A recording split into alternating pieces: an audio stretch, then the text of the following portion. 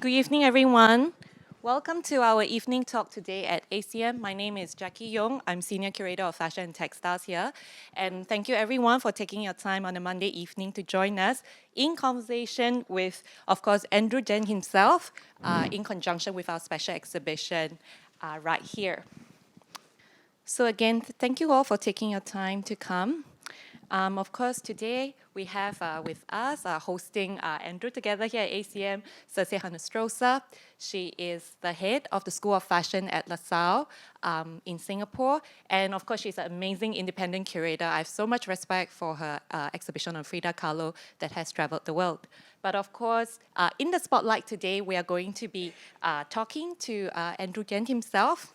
I think he probably needs no introduction. I'll just make it a short one. So, of course, the House of Andrew Jen was established in 1995 in Paris. And we're so proud of Andrew because he's one of our most prolific fashion designers on a global stage today. In 2007, he was already awarded the Singapore President Designer of the Year Award, so he's no overnight sensation. And since 1995, he is the first and only Singaporean label on the prestigious Paris Fashion Week. So what we are celebrating here in his retrospective is close to 3 decades or 28 years, to be exact, the achievements of the House of Andrew Jen.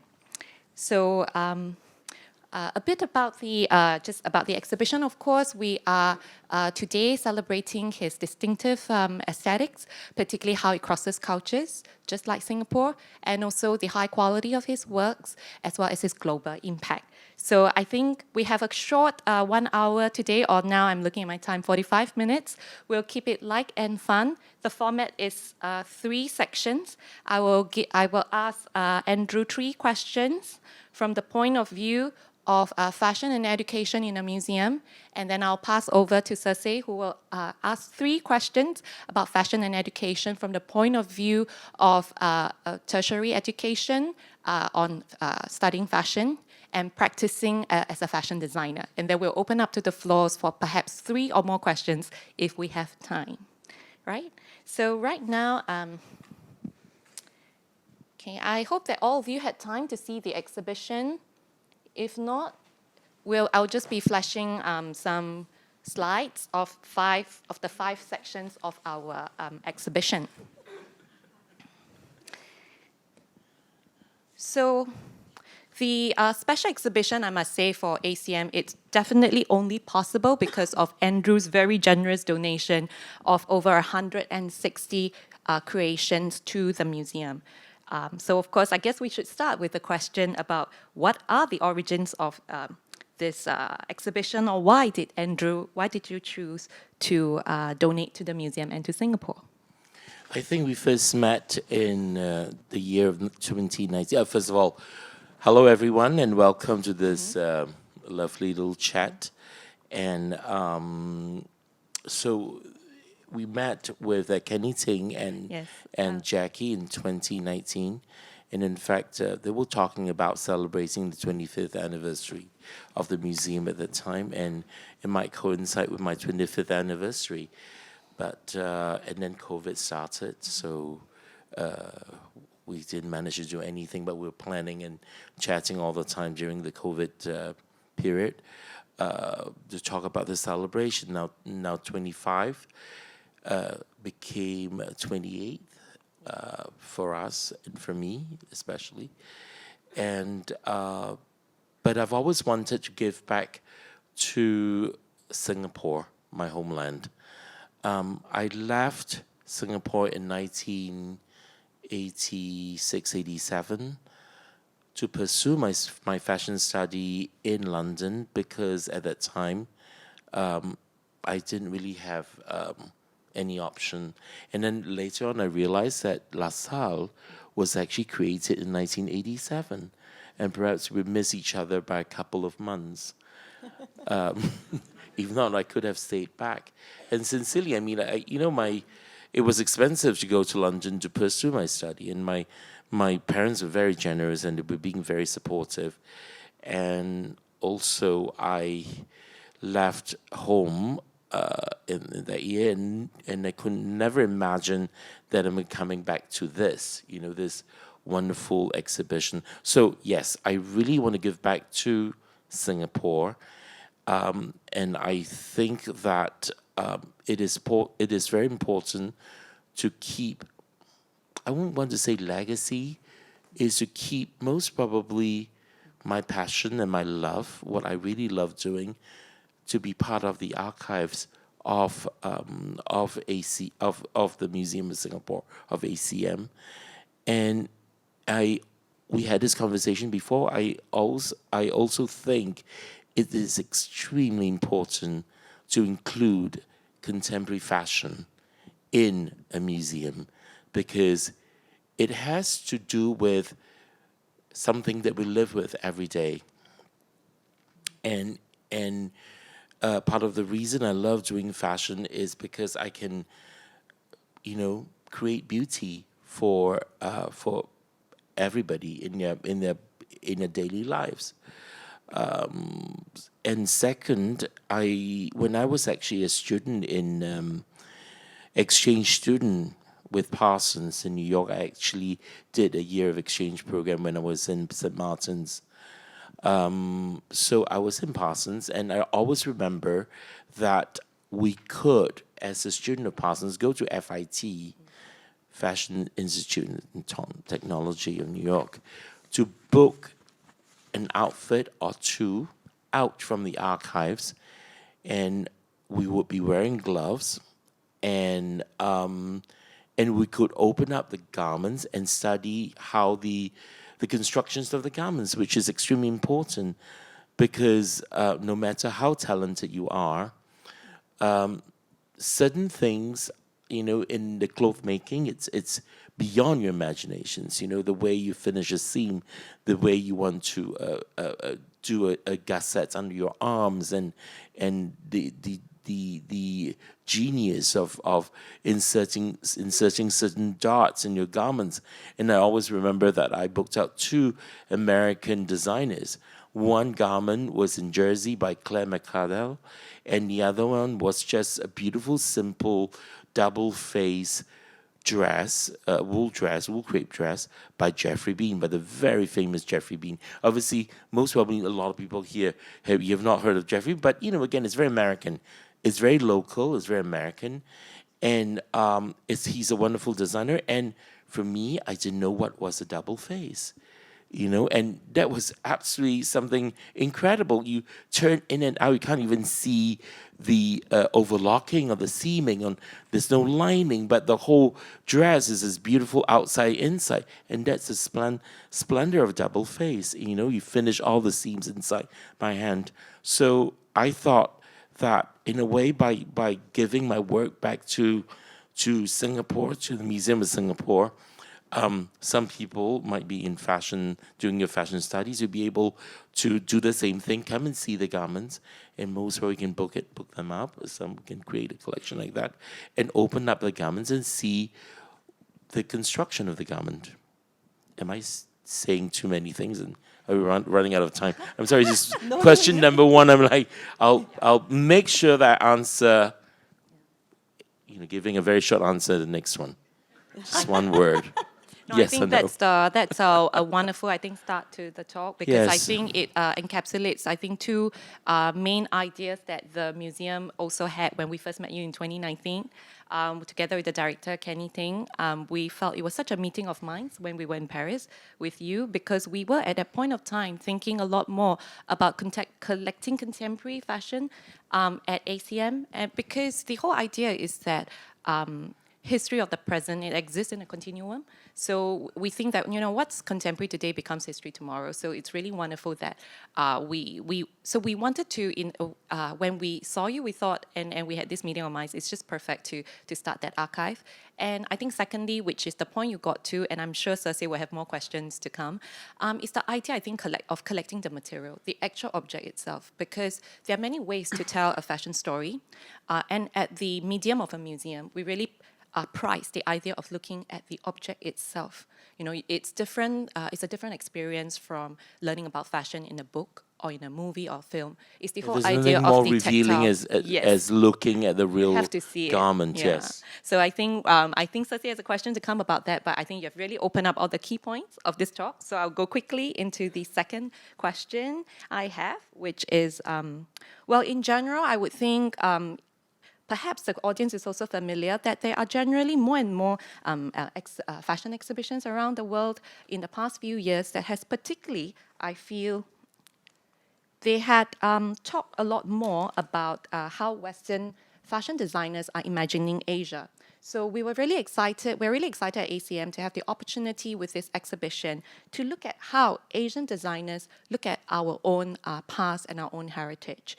So and particularly, I think for Andrew, studying his works, looking at his archives and all the literature and reviews published so far, what I found fascinating was as early as 2003, he already had his first collection looking, imagining Southeast Asia in his works. So right on the screen, you see here, one of the doors when you enter the show, you see how he imagines Southeast Asia. And I think that's very, very important because a lot of designers, when we talk about them imagining Asia, is usually China, Japan, and India.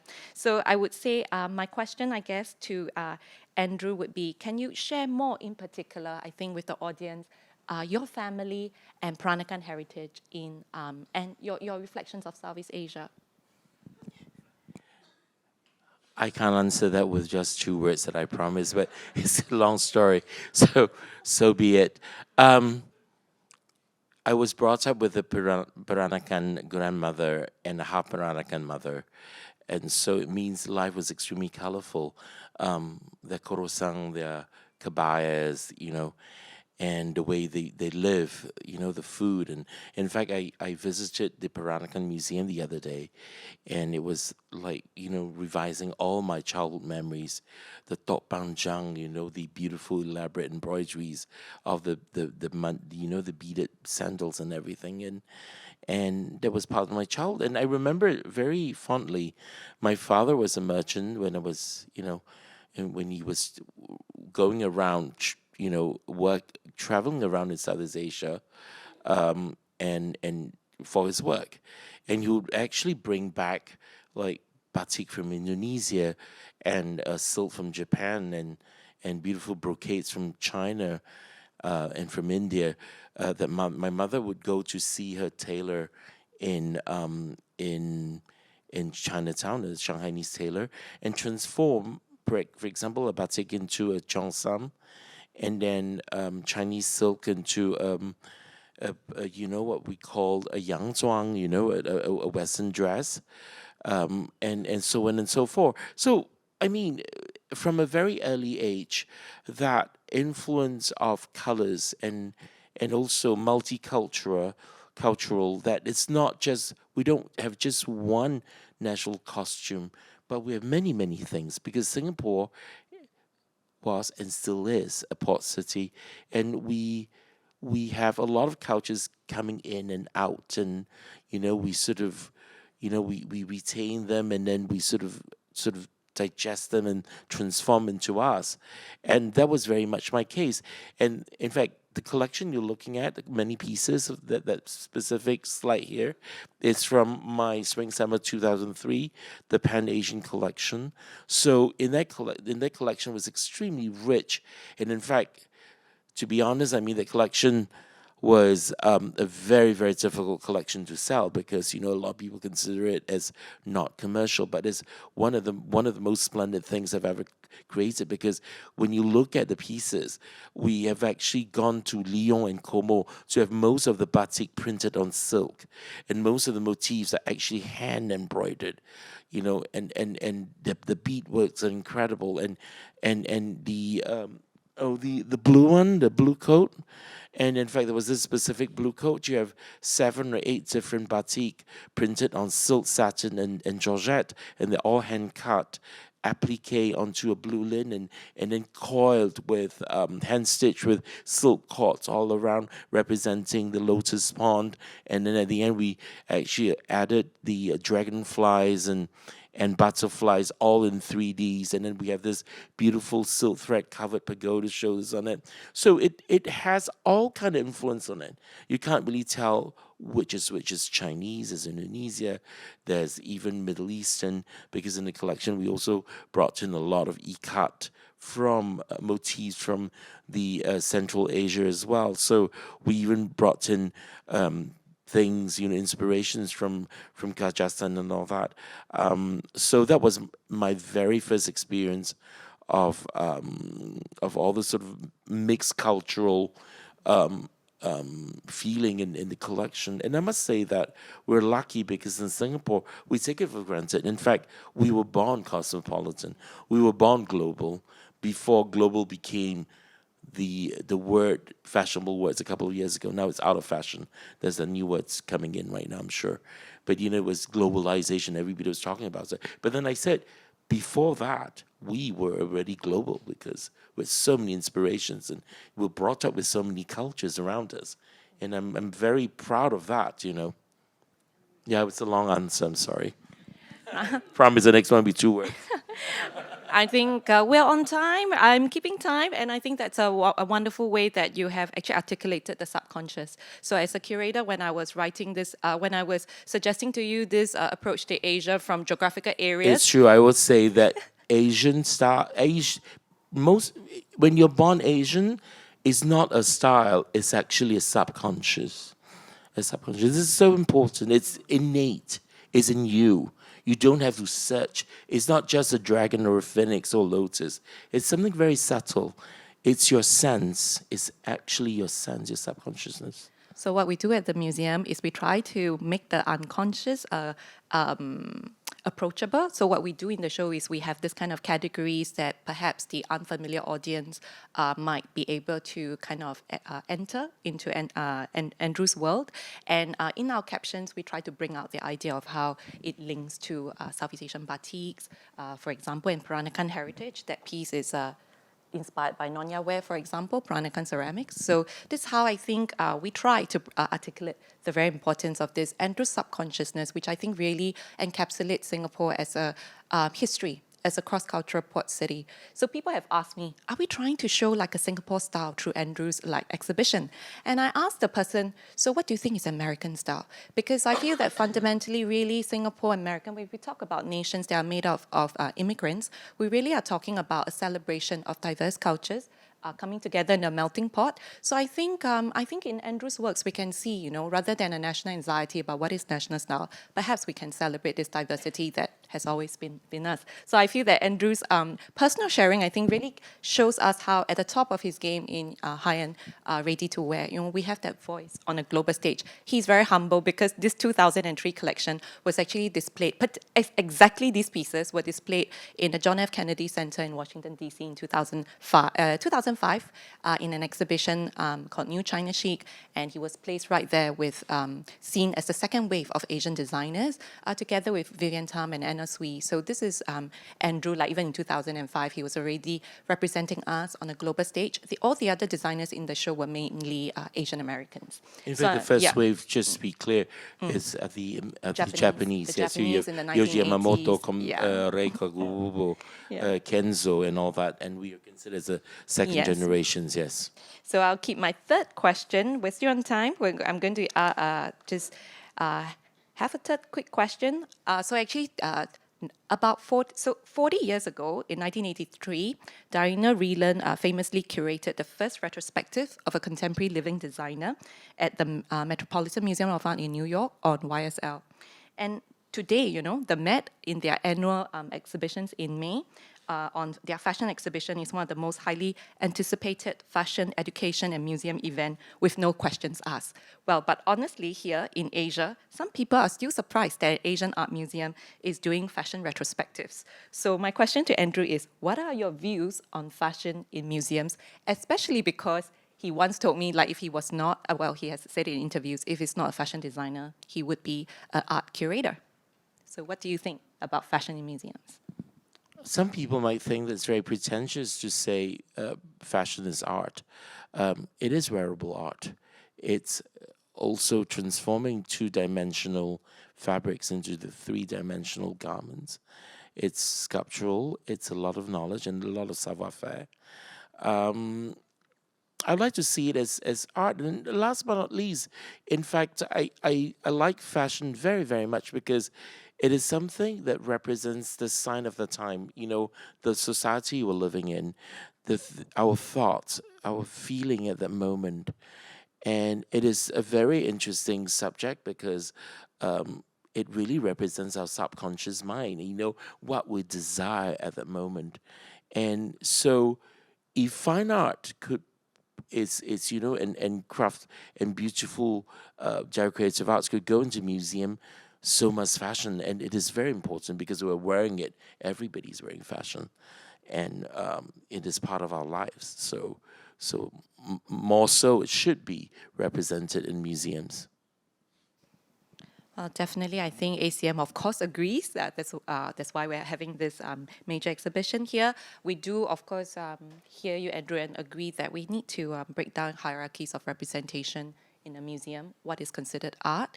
There is, of course, in Asian art, kind of a unspoken or actually a printed reality, whether in academic art journals, the idea that what is considered art was always started with ceramics, with paintings. And of course, now I think over time, we are, of course, trying very hard also at ACM to join a global conversation about fashion as a legitimate medium of art in a museum. So, and of course, also, as we mentioned about it earlier, also the idea of contemporary, bringing the contemporary museum. So, I would, before I hand over to Circe, I thought I would show this image, which would be a nice lead up to Circe's questions about fashion and education from the point of view of fashion studies. So you can see in this image, we invited Andrew to come and see his archives in Heritage Conservation Center. This is where we keep all our collections, which is not on display. So after this exhibition ends on 17 September, all the pieces will go back to the archive. Andrew has donated 160 pieces that we are now displaying about 112. So he went to see his babies at HCC. That's the conservator Chuans with us, and also Future at the home of my babies. Yes. So we wanted, from a museum, we have that, we feel that we have that responsibility to show our donors that their things are well taken care of, and that we really follow our global standards for museum conservation of textiles and fashion, including contemporary ones. So we brought him through the archive, show him how things are tagged, treated, and stored. So the museum is discussing with Circe and LASALLE, and we are, of course, open to all fashion schools here on incorporating the archive, the Andrew Gen archive at ACM for student study in the near future. So now I'll hand over to Circe. She has 3 questions for Andrew in this aspect. Circe, please. Thank you. Before you start, I really want to say something about the HC, your you call it the conservative center. Conservation Center. Conservation Center. Conservation Center is truly an amazing place because technology and then how meticulous people are working in the center, how dedicated they are to the center. It makes me very, very proud. And I think we can actually visit the space, if you book in an appointment, I think. Yeah. So if you have time, you should absolutely visit the space because it's beautiful. It's amazing in the way you store your fashion and ceramics and everything. It's just absolutely incredible. Yes, Circe. Andrew. Hola, chica. Hola, chico. Hello, everyone. I'm Circe Henestrosa, the head of the School of Fashion. I'm so delighted to share the floor with Jackie and Andrew. I wanted to start, first of all, by thanking you so much for coming to our graduate fashion show. Andrew, pleasure is all mine. Andrew came to see our students' work. That's how committed he is. He came to the fashion show, sat there through this amazing runway. And enjoyed it. Enjoyed it. I'm glad. And actually, you kind of answer one of the questions I had, and I would like to continue with this idea of the archives, because at LaSalle we do put a lot of emphasis in the aspect of materials. The school looks at this idea of the future of crafts, sustainability, and entrepreneurship. But we are looking for our students. We would like our students to understand the materials and objects around the region to create a language of fashion from this part of the world, but that is globally appealing. So, and that's kind of like, in a way, you've managed to create the Andrew Gann label with a very, very distinctive signature. And I think this idea of materials is something I see that you constantly emphasize in your work.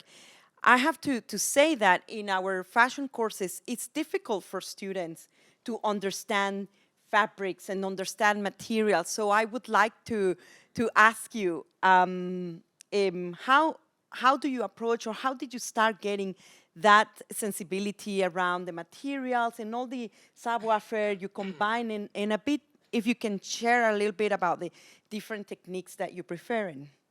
Well, it's really, really one of the speciality, and also the way we work, the House of Andrew Gann, is that we create almost every single component on our garment.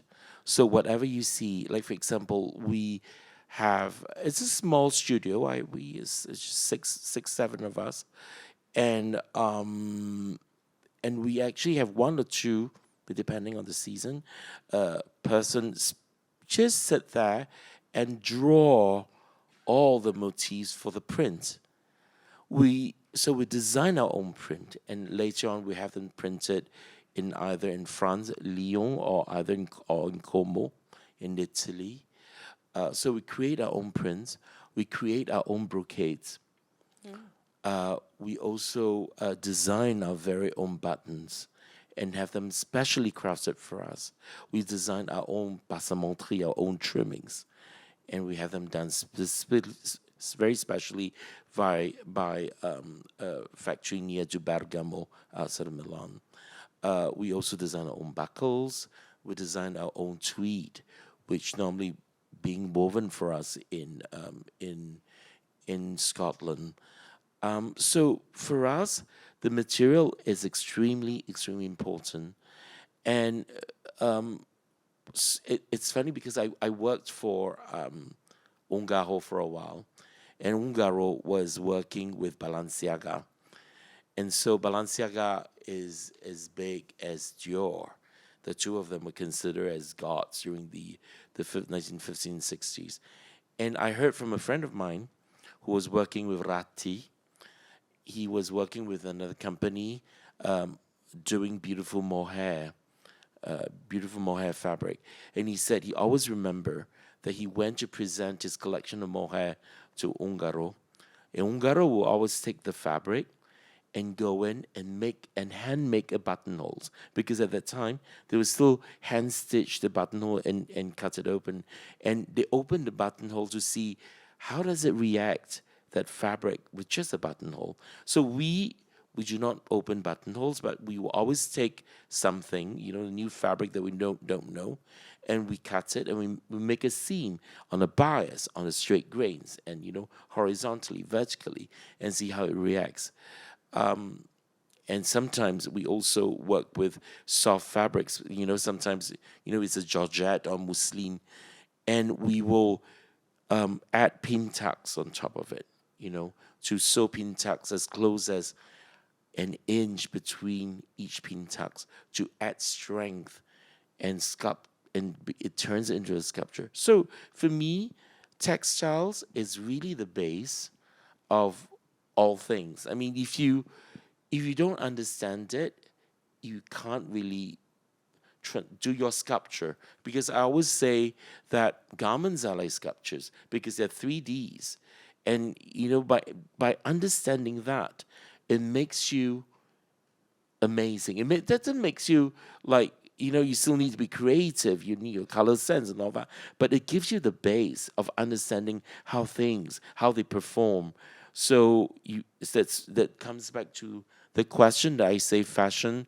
I like to see it as art because it is like making sculptures, 3Ds. Yeah, absolutely. But it's also interesting how you add the functionality, because it needs to have movement Absolutely. and sit in the human Yes. body, and that it has like a Yes. rhythm when your customers wear your pieces. The wearability, yes. Exactly, which I think it's an interesting connotation in terms of like fashion has as a creative industry, because it has that aspect of Wearable arts. art. That's how we wearable arts, yeah. And then that functionality, and I think that's why as I was looking at your pieces, I was so happy that you're leaving all these archives, because, as you correctly say, when you were at FIT and looking at all these, some aspects probably of understanding of materials you got through education, but also through the experience of working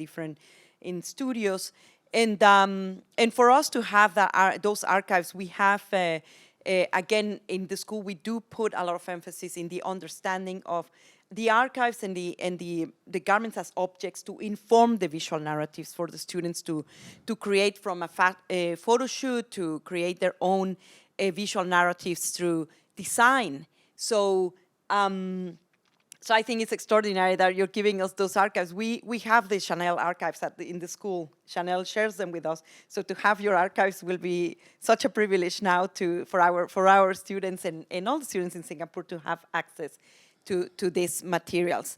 And so in terms of like your education abroad, how do you think that impact your life in terms of your education, like your formative years as a young student? Was it difficult for you to be abroad, or? It was definitely very difficult, and I think it was a choice. It really depends on what you want. I think I was extremely lucky to be able to attend schools in 3 major cities: London, New York, and Milan, and then finally ended up in Paris. In fact, when I graduated from Don Bosco Academy, I was offered a job in Rome to work with Mr. Valentino, and simultaneously was offered a job working with Ungaro as his personal assistant. So I've taken Ungaro because it's a city that I don't know. I've always wanted to live there, and it was actually a choice as an aesthetic choice. I moved to Paris. I consider myself as extremely lucky to be able to do that, because I think even if you don't live there, you travel. Travel and you look at stores, in different cities. It really opens up your eyes, because every single, now we could say it's global, that everybody shops the same. It's not true. When we do a collection, it is as big as 125 to 150 styles every single season. And we're selling to Middle East. And Middle East, the way women shop in Dubai is very different from Abu Dhabi, even though it's quite close. And it is certainly not the same way a woman would shop in Qatar or in Jeddah. And then in America, North America, Manhattan, Texas, Mississippi, North Carolina, Chicago, Midwest, California. They're absolutely different because the lifestyle is so different. And so by traveling, I know that everybody said not everybody can afford to travel, but getting yourself informed today, sometimes you need not have to travel physically to the city anymore. You travel on your little iPad and little phone, and it's to really understand what is the need of these women, what's the lifestyle. They live very differently. It's funny because sometimes we go to Aspen during the winter, and you come down to, there's Colorado, there's Denver just down there, and it's totally 2 different worlds. It's just like, 45 minutes on plane ride, they're so different. And so I would say that I was lucky, really lucky, to be able to did all those big cities, and it gives me another level of comprehension of what the fashion world is. And I always said, and I'll repeat it here, London taught me how to dream, and New York taught me how to turn fashion into business, and then Milan taught me about the industry. And it's a true fact. And, it's just quite amazing. And so, obviously, being very well informed and understanding the lifestyle of every part of the world will actually help you to design much better. Exactly, and also kind of like you have made your own atelier, kind of. Sorry, I have to add one thing. It's so you're actually designed for a real woman and not an imaginary woman that doesn't exist. And that is always, I won't say it's an error of a designer, but sometimes you do something, you say, oh wow, who's gonna wear that? Who is gonna wear that? And it was just like, it's incredible. So, wearable arts again comes back to that, yes. Yeah, I mean, but it's incredible how you keep up with all these different lifestyles and Keeps me busy. exactly. And then, so what would be your advice for young students? I'm sure some of the students are here.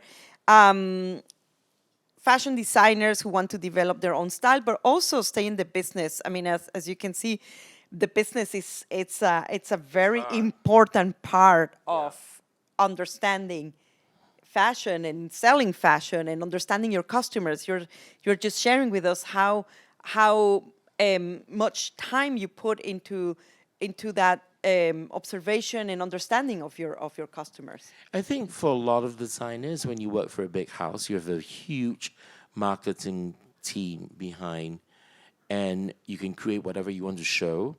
And after that, you have, that 36 styles of sneakers and all that perfume and handbags and keychain holder and all that to sell. So and inexpensive T-shirts, sweaters, and all that to build up the business is one thing, but we are a self-financed company. I still own my own company. I built it step by step into my own company. I'm very proud of it because freedom is worth it's a high price to pay for. It's really a high price to pay for it, but then it's worth every single penny of it. And so my advice would be, you need to find yourself, because it took me a long time to develop what we call androgen style. And, today someone will be, it's funny because someone was like writing to me, say, oh my God, that looks like androgen. I said, no, it's not me. It's something else. It's fast fashion produced somewhere. And then someone would say, it takes a while for you to develop your own style. And I think it is important to find yourself, believe in what you do, and hold on to it. Only when you do it, when you're doing something that is truly yourself, then you'll be able to succeed. And second, even though you found yourself, you must always create things to give reasons for women to shop with you. And that is when you have to reinvent yourself all the time. It is a fast-paced fashion is constantly changing. And today you're this, tomorrow, oh no, my God, you're out of fashion. So what should I do? Reinvent yourself. And some people always ask me, what is your turning point? How do you know when you make it? No, in fashion, it's constantly changing. You thought you made it, but oh my God, yesterday I dressed Lady Gaga, today I'm nobody. So who is that to dress now? So that is the pace. That is fashion. And this is what we love about it, because you're constantly on the go. And it's not difficult to do it for a couple of years, to reinvent yourself all the time, but it's definitely tougher when you do it for 28 years. So be prepared to invest 200% of yourself into your work, into what you love. Excellent. Well, amazing, Jackie. Well, with that, we can open the floor. Yeah. Do we have time? Yeah, we're just, I think, right on time at 6:50. And thank you so much, Andrew and Circe, for bringing out this idea, these very important ideas about how fashion can be educational in so many ways. And Andrew sharing his point of view as a independent practicing designer through 28 years. So now with that we can take maybe 3 questions before 7 o'clock. Is there any? Okay, Chingy, yeah. Would you like to? Yes. Okay. Would you like to introduce yourself and ask us your question? Okay. Hi, I'm Rahul. I just graduated from LASALLE actually. So I do want to ask. Welcome. Thank you. Will there be an extension of like menswear within a Southeast Asian lexicon? Because we hear a lot about women's wear, but what about menswear as well in this changing narrative? Because we will also want beautiful things as well. Well, as a matter of fact, menswear is very important. I started with womenswear, and I've always been very cautious in growing my business because we did women's we started with womenswear, and we did shoes, and which was very difficult, and it's another world, and you need a huge machine to do shoes, and we did bags, and it's doing well, it's coming up and all that. Menswear is actually a very interesting segment because, especially in Asia, the Asian boys and Asian men are much more adventurous because we always find that the American men are very boring and they're kind of preppy, and there are that few labels they will wear, and in Asia the younger boys and are much more adventurous. When you look at all the Instagram and everything, people are very creative and inventive and amazing. So that's a great section. We are actually going to launch menswear next January, and yes, but I'm going not the fashion way, and very different from what I do for my women's wear, the first line. It's more targeting what we call the new understated luxe, which is something very comfortable but very stylish. So which is rare, it's difficult to find in the market, yes. Thank you for that. Thank you for your question. I think we still have time. Okay, Lionel, would you want to ask? Hi, Andrew. It's good to see Hi, you Lionel. again. I'm Lionel, yeah. We've seen your exhibition, and it's amazing and wonderful. Thank and you. we see that you have dressed for many celebrities and performers from both Western and Eastern countries. So your works are very vibrant and with adventurous silhouettes, and they are very theatrical. How do you see your works being recontextualized into a different setting, such as performance wear, concerts and similar? Or have you designed specially for these?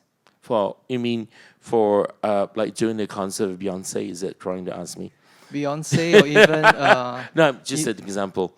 yeah. Is that what you're trying to ask me? If I want to do that?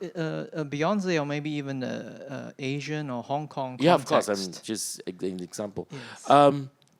We unfortunately we're kind of quite a small structure, and we used to do 4 collections per year, which is spring, summer, autumn, winter. Then with pre-fall, and then we have either they call it cruise or holiday. When you break the 12 months in a year into 4 collections, it means that you have only 3 months. And so I was stressed all the way up here because you have 1 month to design, 1 month, 2-3 weeks to sell the collections. Then we would spend at least 2-3 weeks promoting the collection. We're traveling to promote the collection because we always do like trunk shows, appearance, luncheons at Neiman Marcus, a launch at Harrods for the new collection. To do it 4 times a year, it is a lot. And so after the pandemic, we've actually brought it down to only 2 collections, going back to do the traditional spring, summer, and autumn, winter. But then my marketing team came up with the brilliant idea of doing a lot of exclusive capsules for Net-a-Porter, for matches, for My Teresa, for Moda Operandi, for practically everyone who has a big turnover. We do an exclusive. So we cannot afford to do a lot of projects like that. I would love to. I mean, if there's more people in the company or I have more time, I'd love to do that, because doing a concert or an opera, designing an opera costumes, it takes a lot of time. And most probably in the future, when I have a bit more time to myself, I would like to do that because I've always loved performing art. So what the celebrities normally do is to either borrow our samples. If not, we'll have to make something special for them. It's for us is the marketing tool because it's a very effective thing, and I'm not going to hide it from you. When Lady Gaga wore that dress, we must have sold like 200 and 300 dresses, and we're still selling it after so many months. And it is the power of celebrities. And we're not going to lie about that. And that's why we land a dress for them, because it's part of the marketing tool. So, yes. Thank you. Thank you, Lina, for your question. Maybe we'll take one more before 7 o'clock. Oh, wow. Okay. We can take 3 more. All right. Perhaps can we have the gentleman in front, Denise? Thank you. Thank you. First and foremost, thank you, ACM, for bringing such a wonderful collection. I'm almost in tears looking through, and I've seen thank you. many exhibitions around the world. This is top notch. One of the most amazing. Thank you. Yeah. So, got so many questions in my mind for Mr. Yin. All right. I'm looking through the collection, and I'm so amazed at the craftsmanship, at the shape, at the pattern, the sleeves. I saw one creped jacket with a semicircular cylindrical sleeve, and like, how did he set it? How did he think about things like that? Because designing, many people think about is just sketching and drawing, right? But when it comes to certain portion, like the creation of that amazing green sleeve that you have there, it's so luxurious, it's so amazing, and the proportion is so beautiful. Yes. Yeah. I want to hear what goes through your mind when you think about shapes, when you think about creation and all that stuff. It's actually an extremely good question, and not a lot of people would ask me that sort of question. It's in fact the process of working. How should I describe myself? I'm anal, and I'm obsessive. I look at things, I always remember them. And I was telling Jackie that, sometimes when I miss home, I would close my eyes and I would remember the food I eat when I was about 4 or 5 years old. I can reconstruct the taste in my mind. You could call it a talent, but I call it a blessing because I have great memory. And so I work very differently from many other designers because a lot of designers actually start by sketching. So I can tell you everyone a story, which is very funny. So my friend Richard Kinglock, I went to St. Martin's with him. So he was very lucky. He got a stage at the atelier of Yves Saint Laurent Couture in the 90s. And that was a peak. The last years of Saint Laurent, but it was still, the salon was amazing. The atelier, the flou are doing all the mousseline and light pieces, and then the tailleur was to make all the pièces à manche, meaning jackets and coats and structured dresses. So in couture, they always separated into 2 sections. And so he was attached to the tailleur, which is in charge of making jackets and coats and structured pieces. And Mr. Saint Laurent will always sketch beautiful, and he would draw the beautiful illustrations of the muse that looks a bit like the profile of Jean Cocteau. And it's beautiful, it's splash and gouache. And when you look at my drawings, they're technical drawings. In fact, for me, so I get distracted. So he was attached to Saint Laurent. He was doing his internship. And so there was one night, the night before the show. So Saint Laurent said, I'm going to add one more design. I'm going to do that, boom. So it was a double-breasted jacket. It looks at all the very strong shoulders and the really short mini skirts. But then Mrs. Saint Laurent never showed them what they would do in the back. Is there a center seam? Are there darts, or are there princess cuts at the back, or there are pink tucks to cinch the waist? It looks like a fitted jacket, so it must be sculpted somewhere. So at the end, it was actually the premier of tailleur, the man who make the paper patterns, who cut the thing, that decided that they had a fight, in fact, to say whether to put in the center seam or not. So just to tell you that when people sketch, this is what happened. You do an impression, but it doesn't give you the details. Whereas I work very differently. When talking about the green blouse, the sleeves were actually very much inspired by a French 19th century, which is the same time as the Victorian time. They call it the Napoleon III period, which is, the King Napoleon III. And there's something called la visite, the visitors. It's a cape. And then they always set in their sleeves. And the sleeves were shaped three-dimensional, so that the shape to ease the arms, so that when you go in, it goes like the shapes of your arms. And that's why that sleeves is not simply, here long, that short. No, that sleeves has about 5 seams. The 5 seams, and it's engineered the shape of the sleeves. And what's amazing about the sleeves, and we've actually used it many times already, is that it gives a shape a form to the sleeves. It also gives you an ease when you're wearing it. And automatically when you're wearing it, the back is always longer than the front, so that when you're eating kway teow teng, you have no worries about your sleeves going to the soup. I was thinking about kway teow teng.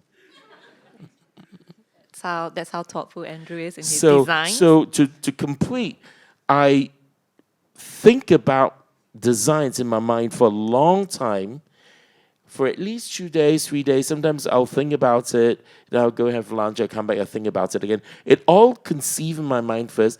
And then at the end, if you go to the first floor, you see all the technical drawings.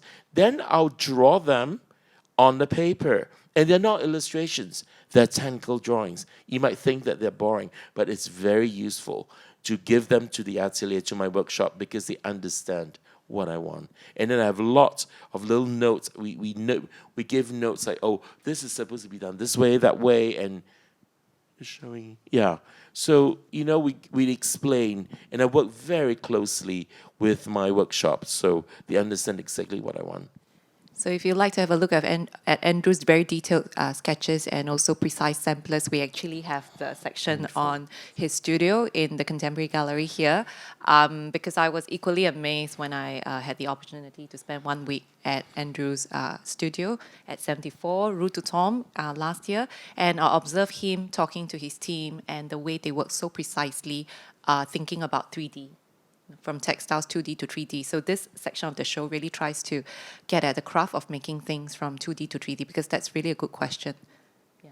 So I will now take that question. I think there was a lady who, in the center. So we'll go to after that, we'll go to the lady in red at the back. We'll go row by row. We'll stay here all night. You have lots of questions. Yeah. Don't worry. I've had a big lunch. Hi. How do you sustain for 28 years doing your 28 business? years. Right, it's 28, right? 28 years. How long? How do you do it? As I've explained before, it's not easy. We keep on reinventing. I kept on reinventing myself, and in fashion, the most important thing is to stay relevant. One day you're out, and it's a very strange. It sounds scary. Like, for example, I shall not drop names. Someone was like at the top of the game. And for no reason, one morning, all the ladies in the world and all the journalists wake up one morning and decided that you're no longer relevant and you're out. And for no reason. No one can explain why. Like, oh my God, it's so hot, so hot. But then someone would say, oh, bloody hell, it's so 2019. And it's so far away now. And so it's a fine game of staying relevant. That's why I was talking about reinventing yourself all the time. You have to keep yourself very well informed on what's going on, and you have to give a reason for the woman to come shop with you, and that is an art. Sorry, how do you deal with the burnouts? I don't really have burnouts. I get stressed out, but I have many ways of treating my stress. I go for long walks in the nature. I love the nature. I talk to myself. I listen to music. I also, one of my passion is doing floral arrangements. My mother spent years in learning ikebana, and I'm more or less taken over that side of her. So I use that to relax myself. I cook. I do simple things. In fact, I've always yearned for simplicity in my life, despite the fact that I'm considered as someone designing something very luxurious for a very elitist kind of society.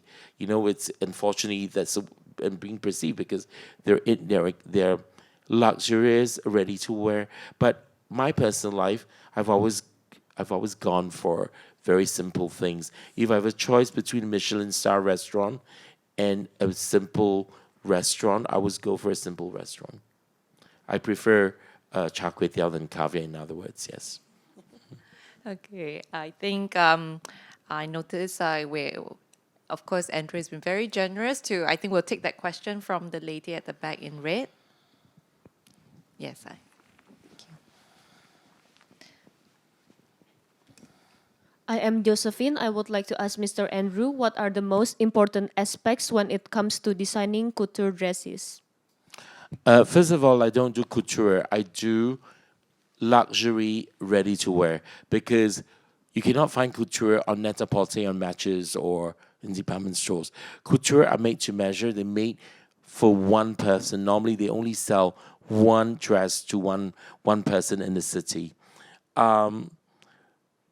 The most important aspects is I always think that it should be the person who dress that piece of garment, and you never let the piece of garment dress the person.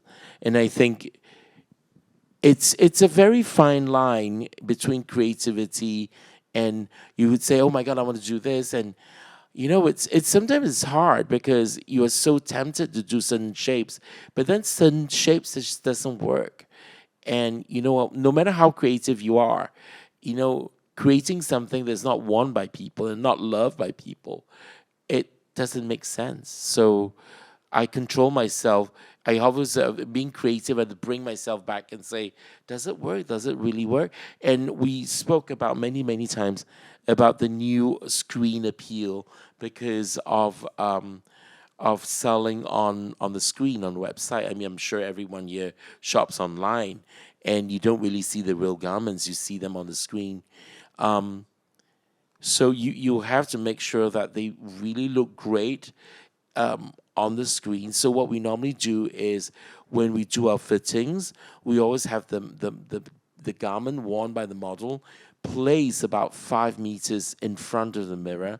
And instead of looking at the model, we look at the reflections of the model 5 meters away in the mirror to decide whether she looks good or not. Because it's that way you decide. And women are given 6 seconds to decide whether you want to go in and shop your merchandise. So the screen appeal is very important. And after that, we complement it by giving you really beautiful details and wonderful fits and wonderful textiles. So when you receive the garment, you don't return the garments because I presume that return policy is applicable in every single country, in every single website.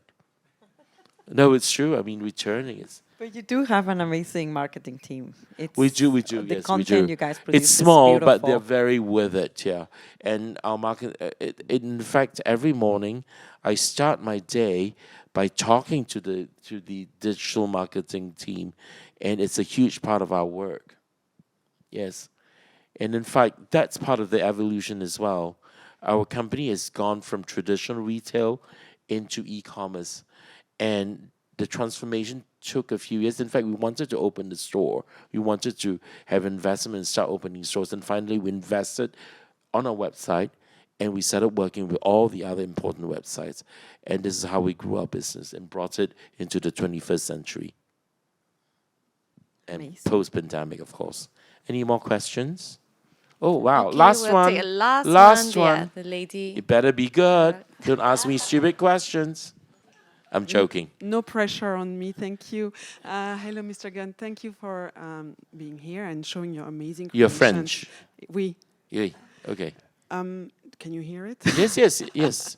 I mean, No. no. I mean, yes. Okay. No, Yes, actually, no. I want to ask you a few things, but Yeah, I, but I no, wanted but- to know if you had any observations on the Singaporean fashion scene, current or not current, you know, throughout the years, and also what about What I cannot understand. Do I have any Singapore observation? on Yes. the Singaporean fashion scene, in the sense that what do you have your eyes on, any maybe local designers or regional even designers you think has a promising future? And what about mentorship? Do you mentor anyone? What's your view on this, please? Thank you. I would like to answer that question more precisely, but unfortunately, I left Singapore in 1987, and my knowledge on Singapore fashion scene stopped there. And some people come in and say, "Oh my God, it's a whole bunch of old people." I mean, the other night at the party, I saw Brendan Barker, I saw Dick Lee, I saw Tina Tan. These were the glorious figures of the 70s and 80s, and I was a kid then.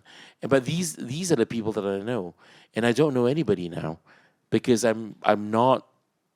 As you've said, I'm not observant, because I don't really pay attention to what's going on here.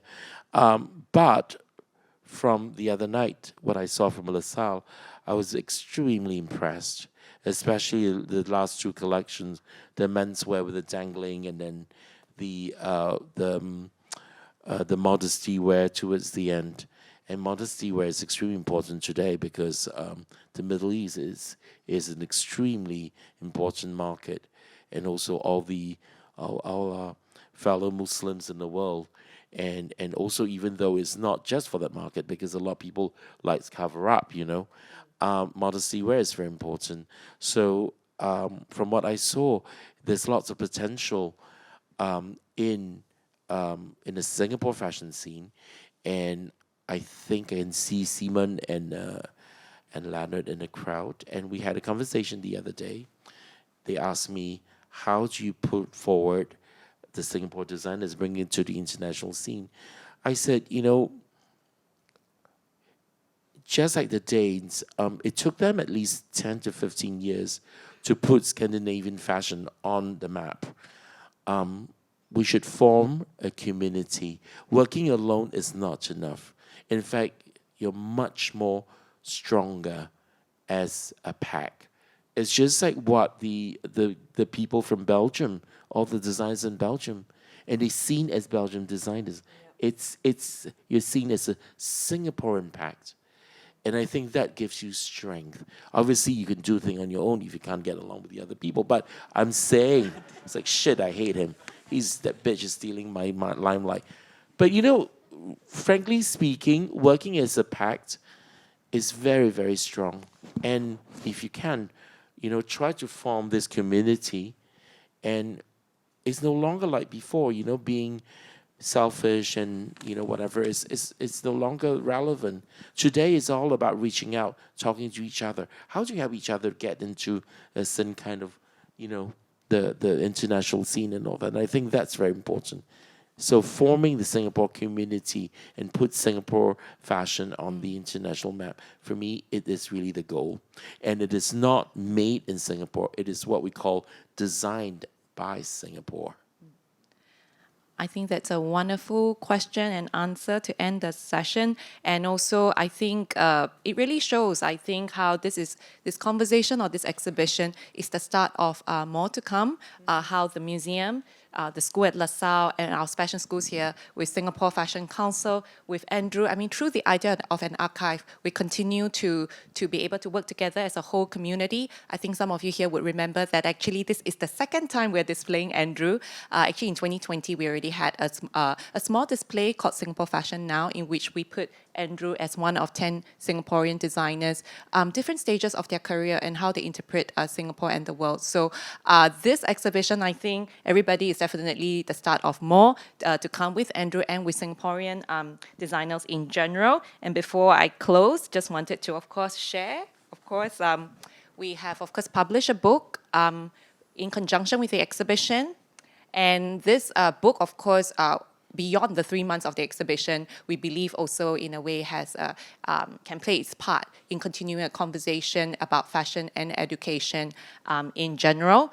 And finally, this conversation is the start of 4 talks or conversations we'll be having at ACM in conjunction with this exhibition. Every month we'll have one, so this is the May talk. The next one would actually be, I will be in conversation with Petra Slinkert, who is curator of fashion. You love her, she's brilliant. Yes, she always says she's the first one to collect, like Andrew in the museum. So she collected first for Chicago History Museum before she moved to the Peabody XX Museum in Salem near Boston, and they also now have a collection of She Andrew. was with the Chicago Fashion Yes, Institute Chicago before. first. And So- in fact, to complement what I have to say, I'm sorry if the bear with me Sorry, for 2 more yes, seconds. yes, please. By collecting physically the pieces, to have an archives of Singaporean fashion in a museum is leaving a trace. That's step number 1 of creating also community, because by collecting fashion, you actually you create immediately a trace of our heritage, our legacy, of who we are. Our identity is marked by a museum. I always remember that. It's not about doing something and burn it or throw it away. You keep it. You want to show it and you learn. I always say, if you can't look from the past, you're going to look at the past, you cannot look forward. So, yes. Yes, definitely. I think at ACM, we are not just about one-time display, but really about the ongoing conversation of fashion and education and learning through like the actual archive. So I think with this, we will close the conversation. But of course, first, I would like to really say a big thank you, I think, on behalf of everybody at ACM and the audience to Andrew for sharing with us his generous archive and his...